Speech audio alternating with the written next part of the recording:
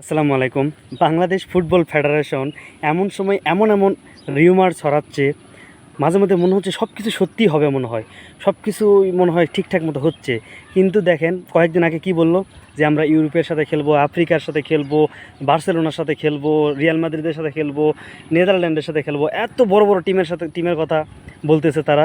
শেষ পর্যন্ত যায় শুনলাম যে সামনের সেপ্টেম্বর উইন্ডোতে 6 তারিখ এবং 9 তারিখে নেপালের সাথে খেলবে।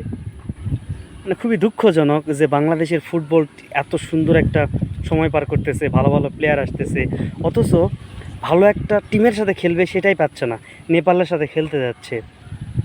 অথচ আমরা এতদিন কি আশা নিয়েছিলাম যে ইউরোপের কোনো একটা ক্লাবের সাথে খেলবে। আবার এমনও রিউমার ছড়াই দিছে যে হলো সাইপ্রাস নাকি কি যেন টিম, তাদের সাথে এক লক হয়ে গেছে যে সেপ্টেম্বরে তাদের সাথে খেলা হবে।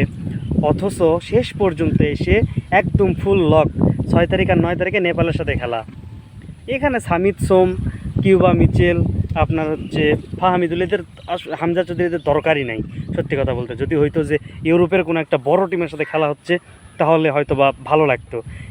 এই টিম উন্নতি করবে কীভাবে? বাফুফের খালি সারাক্ষণ খালি ঠনঠনিয়ে ঘুরে বেড়ানো, মিডিয়াতে প্লেয়ারদেরকে নিয়ে দুনিয়ার কথা বলানো, এগুলো ছাড়া এদের কোনো কাজ নাই। মানে একটা ভালো টিমের সাথে খেলা হবে, ভালো একটা টুর্নামেন্টের আয়োজন করবে, এগুলার দিক থেকে নাই। খালি কীভাবে মিডিয়াতে রিউমার ছড়ানো যায়, খালি সেই ধান্দায় আছে। নেপালের সাথে কী হবে বলেন? বুঝতে পারবে যে টিমের কী কন্ডিশন, নেপালের সাথে খেলতে যাচ্ছে, মানে কী মানে টিম তার সাথে খেলতে যাচ্ছে।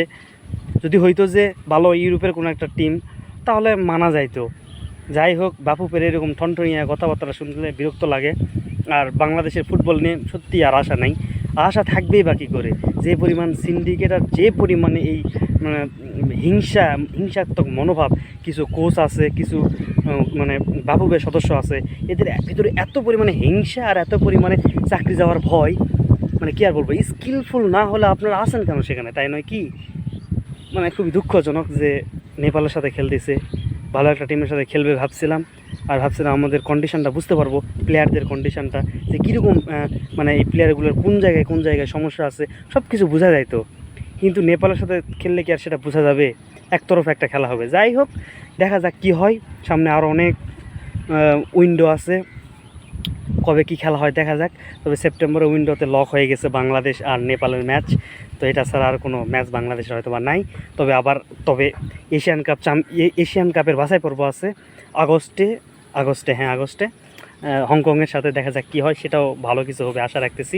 সবাই ভালো থাকবেন, সুস্থ থাকবেন। আল্লাহ হাফেজ, আসসালামু আলাইকুম।